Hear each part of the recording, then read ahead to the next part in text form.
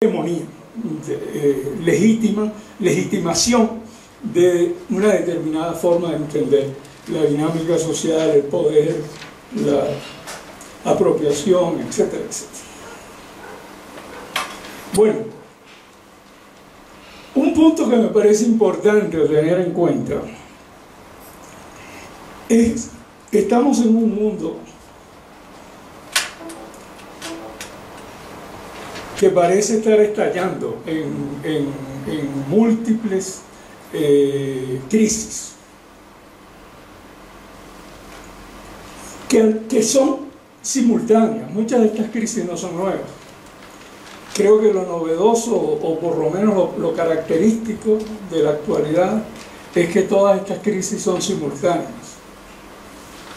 y una con otra se agravan entre sí. Es claro que vivimos una crisis económica, eso no requiere mucha evidencia, pero lo que quiero destacar es que es una crisis económica que tiene características un tanto diferentes a las crisis cíclicas anteriores del capitalismo. Una de las expresiones de esa crisis, se expresa en la predominancia del capital financiero sobre otras formas de capital a nivel internacional. Y eso no es secundario. Eso introduce cambios cualitativos muy importantes en la dinámica internacional del imperialismo en sus diferentes expresiones, pero del capitalismo mismo como modo de producción.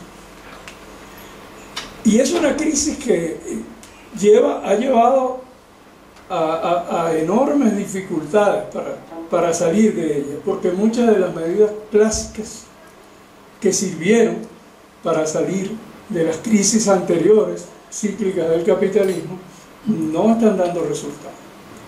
Y no están dando resultados en buena parte por las características que la fase o estadio actual del capitalismo ha introducido.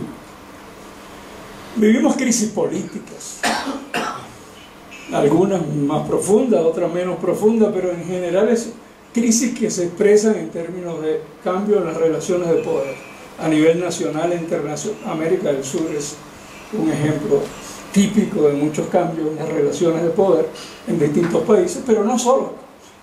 El despertar del norte de África, por ejemplo, obviamente es una expresión de crisis de las formas tradicionales de poder que habían estabilizado esa sociedad.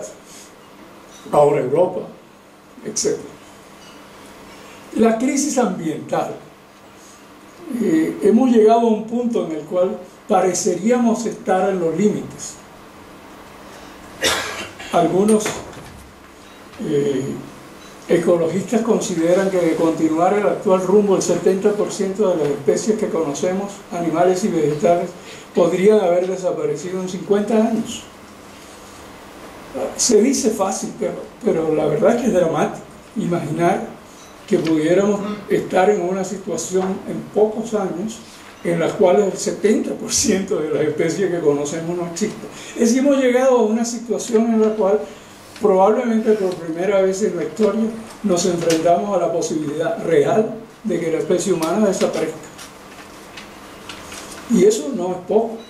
O sea, eso genera todas distintas dinámicas en distintos sectores, grupos, clases sociales a nivel de los países y a nivel mundial, a nivel internacional, que se nos están expresando en el mundo contemporáneo.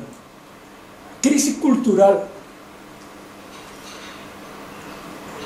Es común decir que los jóvenes hoy usan claves para comprender o intentar comprender el mundo en el que viven, que son diferentes a los códigos que utilizamos los que tenemos más juventud acumulada.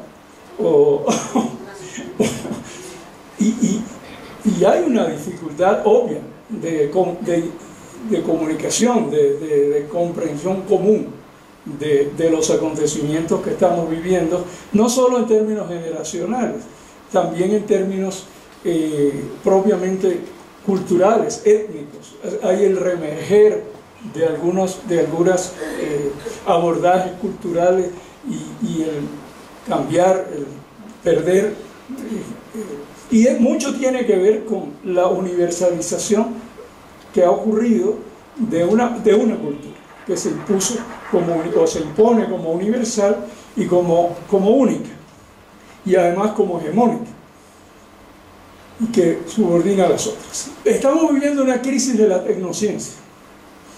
La tecnociencia fue probablemente la fuerza productiva que más contribuyó a acelerar el desarrollo del capitalismo y de la extracción de plusvalía. Pero hoy, en la medida que para el capital financiero la tecnociencia no es el elemento central de crecimiento y desarrollo, son las transacciones, los procesos en los cuales se acumula y se multiplica la acumulación de recursos financieros. Entonces hay un cuestionamiento a esa tecnociencia que viene desde distintas trincheras, desde diferentes trincheras, una de las cuales es la trinchera propiamente epistemológica. Todos hemos vivido y conocimos la escuela de Frankfurt, la crítica, el desarrollo de la razón crítica. De hecho, en nuestro continente, muchos de los desarrollos que se dieron, por ejemplo, en el campo de la epidemiología, se dieron a partir de una crítica, asumiendo la crítica de la escuela de Frankfurt a la razón instrumental del siglo XIX. De hecho, muchos de los epidemiólogos nos pasamos a llamar epidemiología crítica, lo que hacíamos, porque bebíamos epistemológicamente de los desarrollos de la escuela de Frankfurt. Pero hay un cuestionamiento a esa misma forma de entender el conocimiento, y ha ido como emergiendo una epistemología de segundo orden. Y es una discusión, un debate muy interesante hoy en el mundo de las ciencias y de la filosofía, con el emerger, por ejemplo, el pensamiento y de la ciencia llamada de la complejidad. Por cierto, que el vicepresidente, en su ensayo, una de mis agradables sorpresas fue no solamente descubrir que es un hombre que domina el marxismo, sin lugar a dudas, sino que es un hombre que está al día con el desarrollo del pensamiento acerca de la complejidad. Usa una cantidad de metáforas en su lenguaje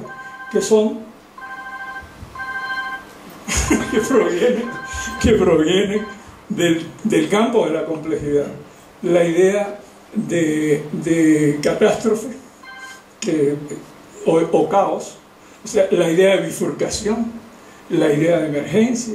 Si todas esas son ideas que vienen es el lenguaje del mundo de la ciencia de la complejidad.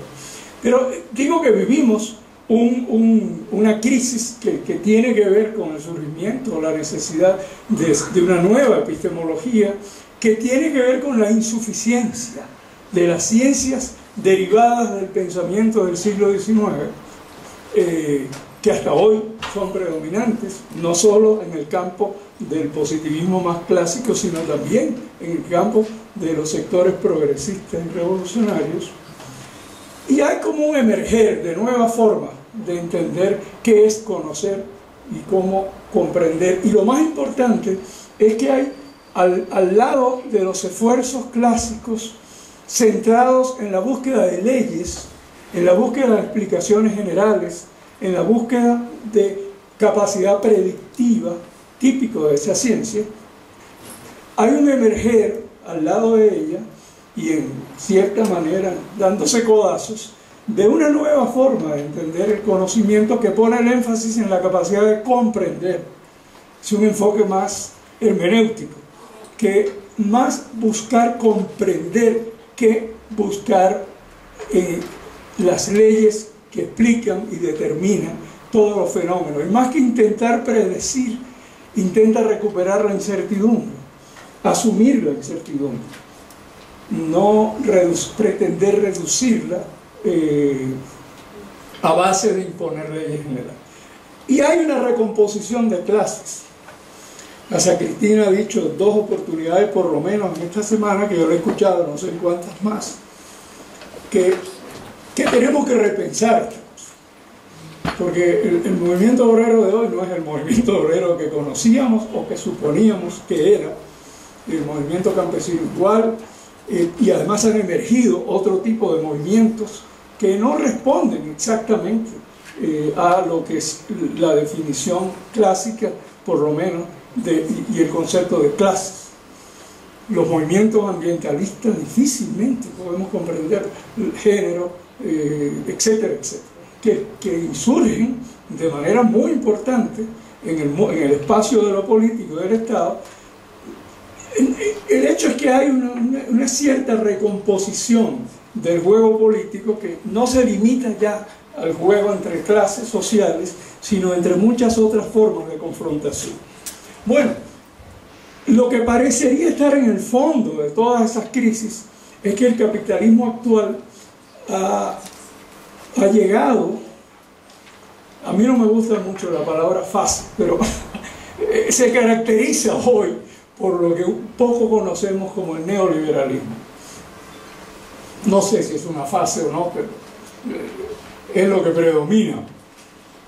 Y lo típico, lo más peculiar de esto es el predominio del capital financiero y mercantil sobre lo productivo, sobre el aparato productivo. Y eso a nivel internacional, pero tiene sus expresiones en cada uno de nuestros países y en los sectores donde trabajamos. Es decir, hay un predominio de la especulación sobre la producción. Hoy en día es mucho más importante Wall Street que Detroit, pensando en la economía norteamericana. Detroit es la sede de toda la industria automovilística norteamericana y Wall Street es la especulación bursátil.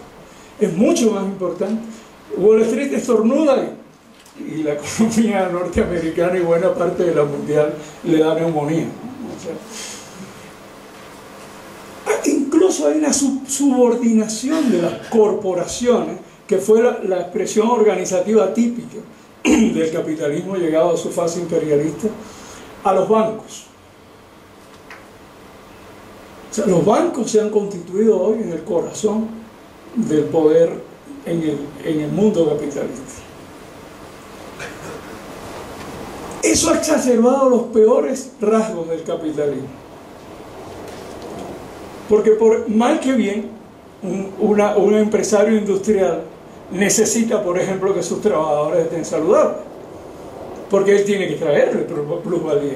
Pero ¿qué demonios le interesa a un banco si los trabajadores de la General Motors o de cualquier empresa en Bolivia son saludables o no? Solo le interesa si el capital financiero circula más rápido o menos rápido y en ese proceso se acumula mayor o menor excedente. El carácter de destructor de la naturaleza se ha exacerbado.